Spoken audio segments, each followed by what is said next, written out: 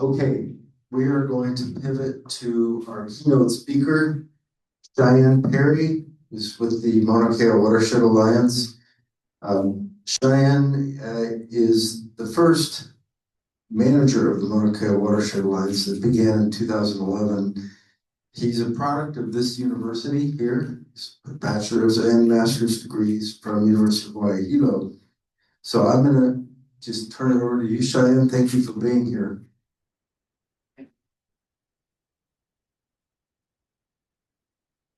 Morning, everyone. Aloha. Yeah, my name's Cheyenne. I actually grew up in the Badlands of Waianae, so if you guys on Oahu. So I'm not used to green. It took me a while when I moved back to Hawaii Island, and I started to get used to it again. But now when I go back to Waianae, I can't even look at the ocean; it's too bright. So I've adapted to Hilo with blacks and greens. So yeah, aloha. Yeah, so the image that we have on the lead slide is kind of a picture of Mauna Kea about 100, maybe a little bit more than that, years ago. I think the thing to really notice is the snow line, and so that kind of probably came down to around 7,000 foot elevation. And then, so a lot of us that do work on Mauna Kea, I'm going to talk about imagery a lot because it's one of my favorite things. It's the way I remember things.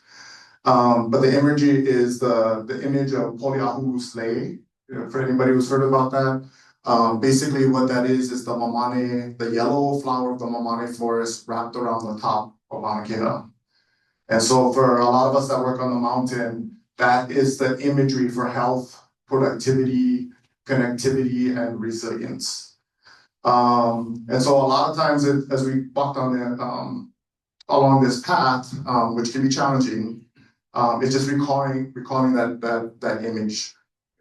And so by resiliency, I mean, it doesn't necessarily mean that it'll be exactly the same as it was before, but it will be resistant to negative change.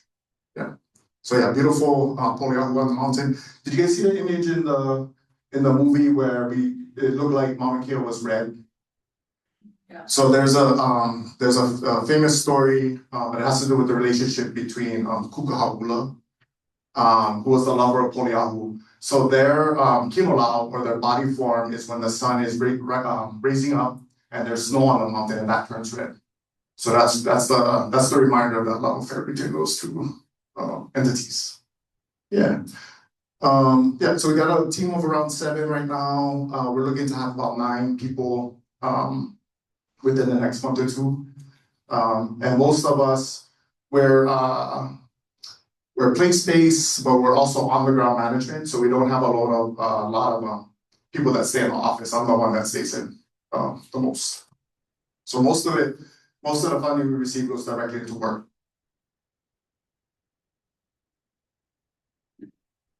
Yeah, so just some ideas to consider as we kind of move along.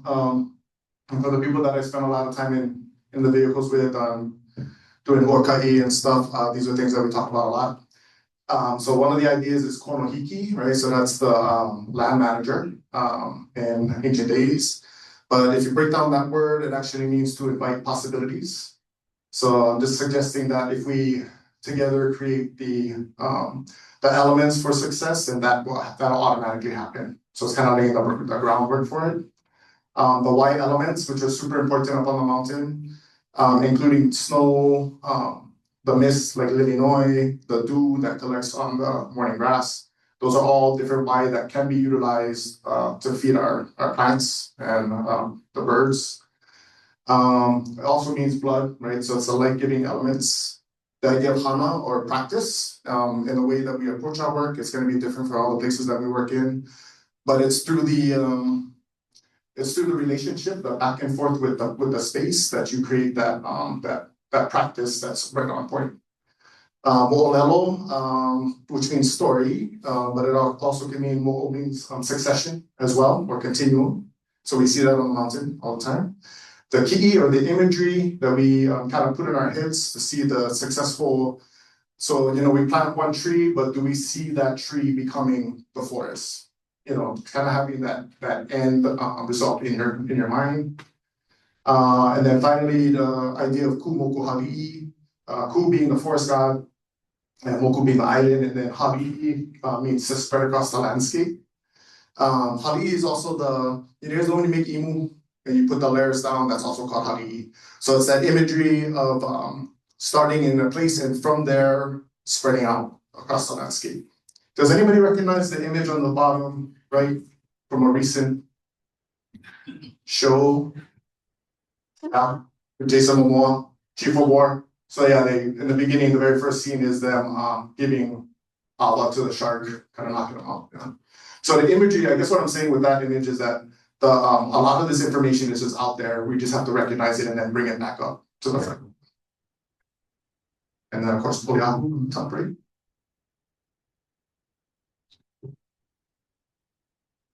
And Mahalo Urkane for all these images. Just gonna start at kind of a large scale and then kind of work our way down. So we are part of the Hawaii Association of Watershed Partnerships. There are 10 watershed partnerships across Hawaii, representing a little bit over 2.1 million acres of land. So that's almost, well, it's a little bit more than half of the area of the main Hawaiian Islands. It represents a partnership of almost 100 different public and private partners across the 5 main islands. So pretty big. Our structure, we're all different, but our structure is set up in a way that we actually can communicate with each other. So we are connected as different WP. And then on our island, we've got a little bit over 20 different partners, including federal, Hawaii County, private branches as well. For us, Parker Ranch is a fairly newer partner, and then also the state of Hawaii. And then, so what's the need, right? So then mahalo to John Price for these images. So this is kind of like what the Hawaii Island looked like before the humans came. And then kind of like what it looks now. So there's been a lot of changes over the years. And then, we're really looking at the connectivity, and we're going to concentrate on the eastern slope of Mauna Kea. A lot of our work happens there. And then the partnership itself, that we have 10 watershed partners for Mauna Kea, about 416,000 acres of partnership lands. A lot of work does go into selecting, there's an understanding we're not gonna be able to restore that whole landscape, but we can try and be strategic about the locations that we put our management effort into. So we have 7 land holding partners and then 3 that are affiliate. Yeah, and this is just kind of all the emblems of all the different partners. We have a couple of state partners. Mauna Kea Watershed Alliance is, just to clarify, Mauna Kea Watershed Alliance is the partnership, the 10 watershed partners, but we also have a working arm. So we have which is the employees of the Mauna Kea Watershed Alliance with the university. And then we have private partners and then federal partners as well. So pretty diverse, yeah, pretty diverse group. I always think this is funny because when I first started doing this work, I don't think there was a lot of, it was more like throwing rocks across the fence kind of thing. But I think the least thing that we provide is for the watershed partners to get together and discuss the management on the mountain. Yeah, just the water, kind of the top part of Mauna Kea is the wettest. And the forest. So most of our effort is on the eastern slope because that's where most of the priority watershed forest areas are. We're looking at protection, so protecting the native forests, and we're also looking at restoration, so the connectivity part and the resiliency part. So what does it look like on the ground?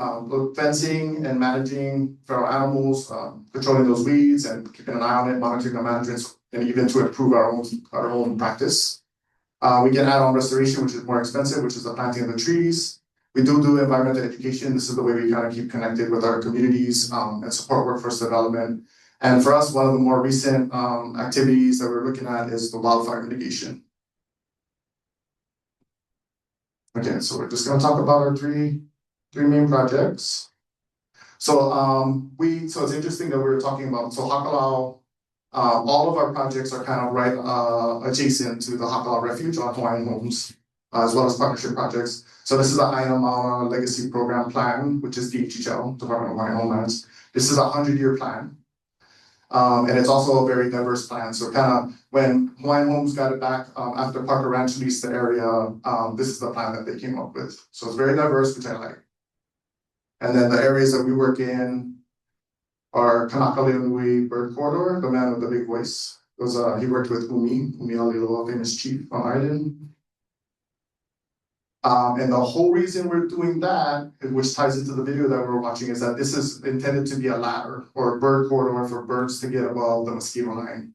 So it's the first one, and hopefully what we'll see is that the birds will move from that Mackay forest because they're capped by that pasture land, and then they'll head up Mauka to about 8,000 to the Mamani forest. And then the other part of it is the Wailuku River corridor. So there's a second bird corridor that's kind of in the making. And we're here. So that's Waipohoihoe Management Unit, about 1,100 acres. So again, both of these are adjacent to the refuge. So that connectivity part of it. That's where the fire was off of Mount Road, the worst fire we had recently in November. And so that's KBC, yeah. Lots of coal on the bottom, and the Mahani forest up on the upper 2/3 on Hawaiian homes. Right, model to Jack for the imagery. Yeah, so we see the cycle there. Oh, she's stuck. Oh, okay, and then mahalo to American Forest. So we've been working with American Forest for a while. So KBC at one time was not funded. We're soft funded entirely. So we didn't have any work happening there. In the recent past 4 or 5 years, we've been working with American Forest, and then just to have some steady funding that we can do for planting. And that's been very successful. And then some of the management that we have up there, I think one of the main things that has happened in the past year is we're planting understory species, like you see in that middle image at KBC in the koa trees that we already planted. So we're starting to see that cycle kind of completing itself. And then we kind of liken that to a ahu'ula or a cloak. And so every single koa tree or tree that we put in is a feather. And we recognize that that's going to take generations, just like it does for ahu'ula. But I think what the main thing that we malama when we do the restoration is hope. Yeah, and then the Waipohoihoe Management Unit, about 1,100 acres. And then here's this, I'm not trying to point you guys out, but this is just the changes with Rod in the upper part of the Wailuku. So this is kind of just south of our management unit. So this is Ohia in 2013, and then 18, and then that's in 23. So there's been a pretty drastic change due to Rod being in that area. And we do believe that it's a tie-in to the feral ungulates and the wounding that's caused this to happen. Yeah, that's what it looks like on the ground. And then, but if we go back up to our unit, just kind of an idea of what the different ungulates and stuff that we've seen. That was in 2019. We're down to about 15 feral cows in the unit. So the methods that we've been using, mostly non-kill, like these drives to the right, the image to the right. And then we've been kind of doing bird surveys in there. And then if you look at that bottom left imagery, you can see the ecosystem response. So the change in the forest, all of that was, all we had was big ohia and koa, but we started to see ohia and other plants kind of popping up. And then our team just actually received an award through RCUH about 1.5 years ago due to the partner assistance projects.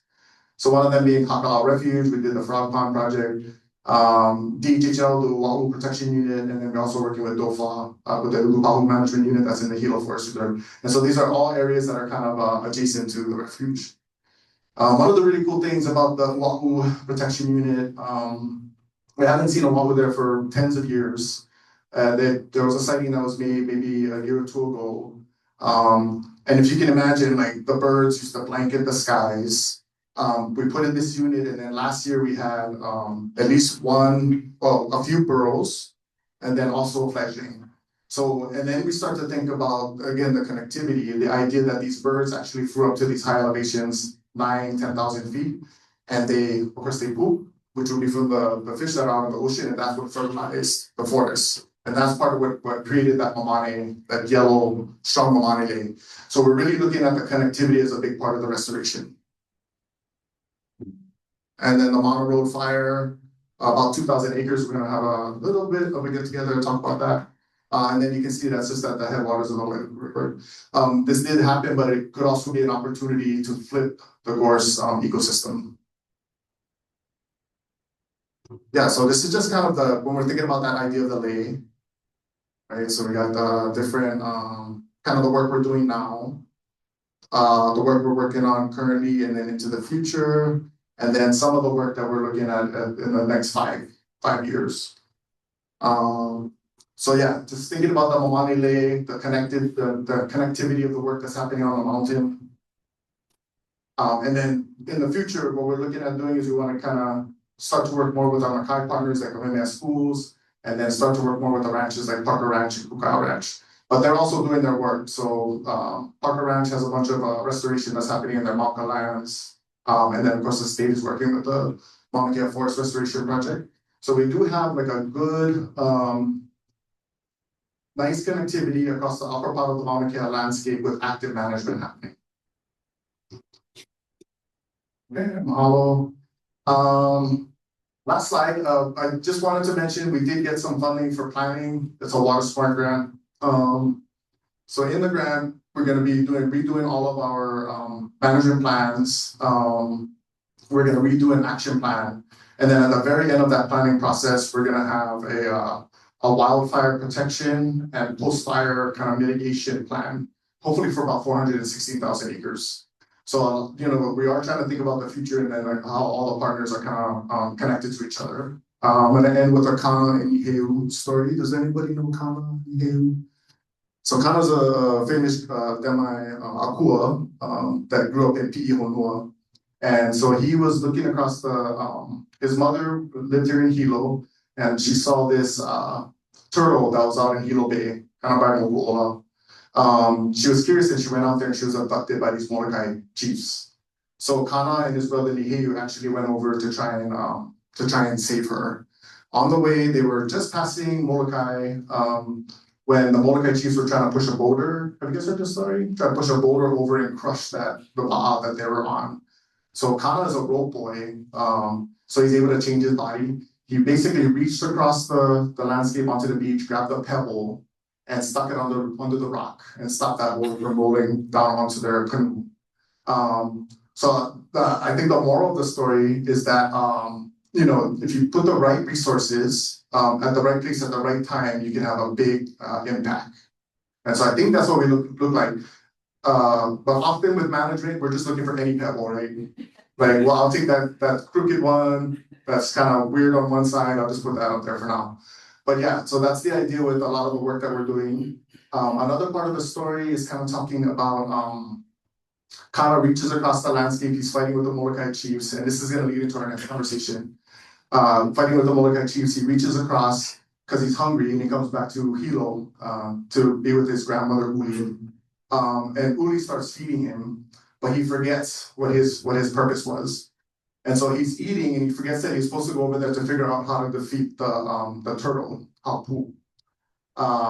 So as he's eating, his brother gets frustrated, Niheu, and cuts his ankle. And then the pain from that cut goes all the way up to eventually get to the head of Kana. And he remembers, he's like, oh shoot, I gotta go back because we gotta figure out how to deal with this giant turtle. The turtle could basically, whenever somebody attacked it, could make its legs really long and push away from whatever the attack was happening. So when Kana felt that cut on his leg, he realized that was the Achilles heel, if you will, of the turtle. And so when on the way back, what he did is he got face to face with the turtle as the turtle was trying to get away and broke off his legs. Those legs are still in Molokai. Those are the little mogus that are right down at the east part of Molokai. So as we're looking forward at the different challenges that are happening and the ways that we're going to deal with them, maybe it's worth it to kind of look back and kind of see what the ideas of what has been done before, especially when we're dealing with something like gorse. So to me, right now, gorse is hapu. So what is the Achilles heel of the gorse, and what can we do? What are the resources that we can put on the ground that would cause that to flip and go back to a native forest? All right, wow, and there's our partnership. Thank you, guys. How the videos and all the beautiful images. Thank you.